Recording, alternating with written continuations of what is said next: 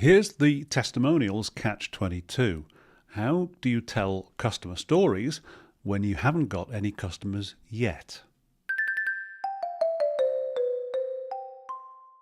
Every business has got to start somewhere, and the place where you start is the place with 0 customers. But winning new customers, well, the most useful thing you can do is tell stories about existing customers. So if you've got no customers, how do you even start doing that? Try these 3 approaches. 1, it's free. 2, it's new. 3, it's improved. Let's start with the first of those. It's free. Well, you might think, how can I make money in business if I'm giving stuff away for free? But of course, you're not giving away the entire product of anything for free. You're giving a free taster, a free sample. It's obvious in products, you can literally give a free taster of a new product, a free sample. But with a knowledge industry like consultants, well, that's why you would write a free white paper on an important topic and give it away through a LinkedIn post. But that's all about giving a taster of your knowledge for free. Assuming you are giving something useful, desirable away for free, you want something back in return. And the something you want back in return, well, you want feedback. Is this any good? Because feedback is really valuable.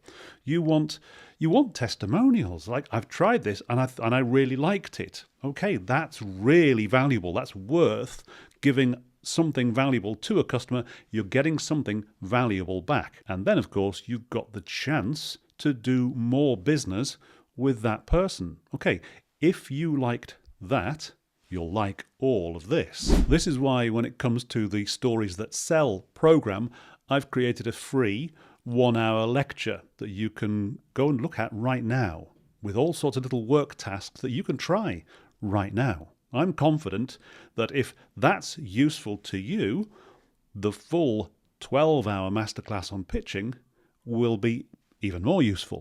When I was starting out as a consultant over 10 years ago, I did exactly this. I offered my services, my expertise, free of charge to charities. And I said to them, look, there's a condition here. If you like the work I've done for you, I'm going to ask you to write a testimonial about it, because that has potential to bring in new customers. That's my social proof that I'm good at what I do. I'll also ask you to introduce me to your connections. You may not have money to pay for my time, but people you know might. And this is all about establishing social proof. Your second offer is, oh, this is new. Now, when it comes to launching a new product or service into the market, there are going to be a section of your customers who have a heightened appetite for new things and a heightened tolerance of risk. So these are your pioneers, your early adopters. These are people who are willing to take a try on something new because it's new. They've also typically got a little bit more kind of resource behind them so they can take a chance on something that turns out to be a dud. I think about 15 years ago, people were getting very excited about the idea of 3D TV. Well, there were people who went out and bought 3D TVs, and, well, that was a big mistake. So when you are starting up a business, in some respects, you are the newest thing out there, and that can be an attractive message to a certain section of your potential market. You're saying, hey, look at this. It's brand new. Would you like to be the coolest kid on the block? Would you like to be the first one to have a play with this new thing? So if you're trying to attract early adopters, pioneers, well, it's new is in itself quite an exciting proposition. But there's a little bit of social proof you can add to this, and that is, if you like, it's your origin story. That you, the developer of this new thing, how did you realize that this was new and useful? How did you realize other people might want this? That's a little story. It's social proof about you, the innovator. And that kind of innovator story is a bit of social proof that might be useful for attracting those early adopters. And when you've got the early adopters, of course, they will give you the social proof that will attract the later adopters, the more mainstream customers. Because you can say to the more mainstream customers, hey, these guys jumped in first and look how well they're doing. It's free, it's new. Both those messages might work. There's a third message that might work for a slightly more conservative, risk-averse section of your market. It's improved. Now, you've made a brand new product. How can it be improved on, well, there was no product to improve upon. No, it's improved on something you already know. There's something you're familiar with, something you like. This thing is an improvement on it. There's a very simple formula here. You're saying this new thing that you don't know is like something you do know, only better. And you can see this formula playing out again and again. This is how oat milk drinks advertise themselves.